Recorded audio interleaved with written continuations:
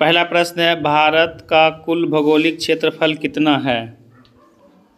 ये क्लास 10 के social science का वीवीआई प्रश्न है।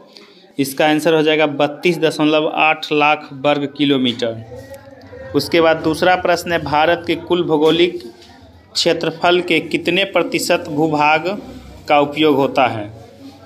तो इसका सही आंसर हो जाएगा लगभग 93%। उसके बाद अगला प्रश्न है, भारत में राष्ट्रीय वन नीति कब लागू हुआ था?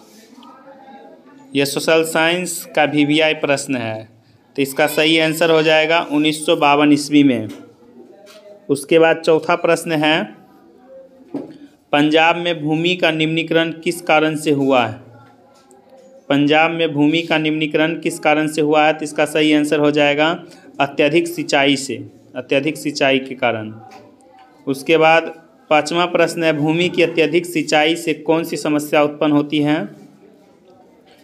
भूमि की अत्यधिक सिंचाई से कौन सी समस्या उत्पन्न होती है? इसका सही आंसर हो जाएगा जलाक्रांतता की समस्या उत्पन्न होती है, जलाक्रांतता की। उसके बाद छठा प्रश्न है, पहाड़ी क्षेत्रों में किसके द्वारा मृदा अपरदन को रोका जा सकता है? पहाड़ी क्षेत्रों में किसके द्वारा मृदा अपरदन को रोका जा सकता है? तो इसका आंसर हो जाएगा समोच्च कृषि द्वारा। उसके बाद सातवां प्रश्न है, पवन अपरदन वाले क्षेत्रों में किस प्रकार की खेती की जाती है या फिर किस प्रकार की खेती हितकारी होती है पवन अपरदन वाले क्षेत्रों में? तो इसका आंसर हो जाएगा पट्टिका कृषि। उसके बाद आठवां प्रश्न है, मेढक के प्रजनन को नष्ट करने वाला रसायन कौन सा है? मेढक के प्रजनन को नष्ट करने वाला रसायन कौन सा है? इसका आंसर हो जाएगा एंड्रीन रसायन। उसके बाद 9वां प्रश्न है, सोपानी कृषि किस राज्य में प्रचलित है? सोपानी कृषि किस राज्य में प्रचलित है? तो इसका आंसर हो जाएगा उत्तराखंड में प्रचलित है, उत्तराखंड में। उसके बाद 10वां प्रश्न है, पृथ्वी पर उपलब्ध कुल जल का कितना प्रतिशत जल महासागर में है? तो इस प्रश्न का सही आंसर हो जाएगा लगभग 96.5% जल जो है महासागर में उपलब्ध है। उसके बाद अगला प्रश्न है, दक्षिणी गोलार्ध को क्या कहा जाता है? पृथ्वी 2 गोलार्ध में है, एक भाग को दक्षिणी दूसरे को उत्तरी कहते हैं। तो दक्षिणी गोलार्ध को जल गोलार्ध कहा जाता है क्योंकि इस भाग में जल की मात्रा अधिक है। उसके बाद अगला प्रश्न है, उत्तरी गोलार्ध को क्या कहा जाता है? तो इस प्रश्न का सही आंसर हो जाएगा स्थल गोलार्ध।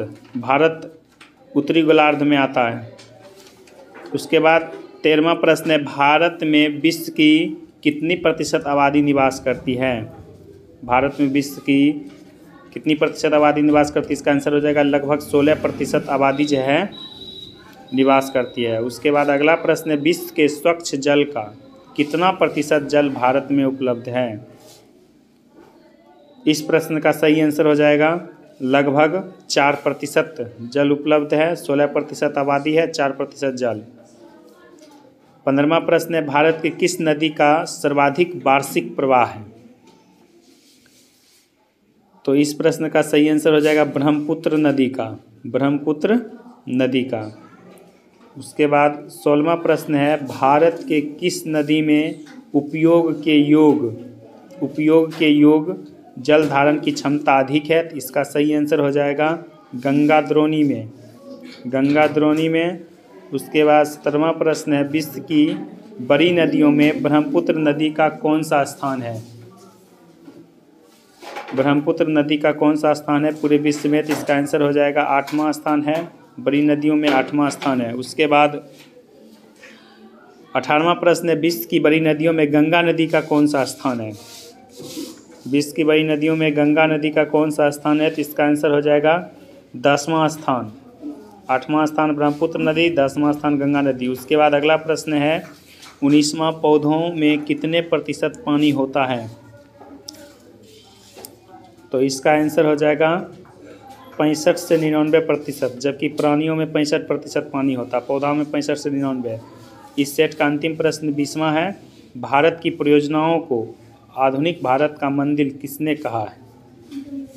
तो इसका सही आंसर हो जाएगा पंडित जवाहरलाल नेहरू ने। पंडित जवाहरलाल नेहरू ने। ये क्लास 10th के सोशल साइंस का VVI प्रश्न है।